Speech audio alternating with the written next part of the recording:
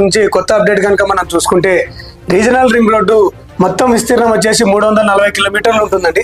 ఈ 340 కిలోమీటర్ని మనకి 2 జోన్లుగా విభజించడం జరిగింది. ఒకటి సౌత్ జోన్, ఇంకొకటి చూస్తే నార్త్ జోన్. ఈ సౌత్ జోన్ కి నార్త్ జోన్ కి మనకు వచ్చేసి మొత్తము 17,000 కోట్ల రూపాయలతో ప్రాజెక్టు స్టార్ట్ చేయడం జరిగింది.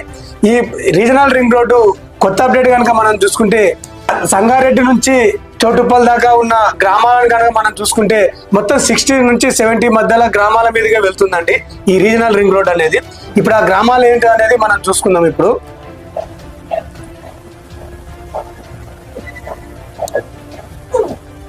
సంగారెడ్డి నుంచి మనకి వికారాబాద్ మధ్యలో కనుక మనం చూసుకున్నామంటే సంగారెడ్డి దగ్గర నుంచి చూసుకుంటే గిర్మాపూర్, కొండాపూర్, అలాగే మనకి గంగారం, చీమల్దారి, నారాయణగూడెం ఇలాగా వికారాబాద్ నుంచి సంగారెడ్డి మధ్యలో వస్తుందండి.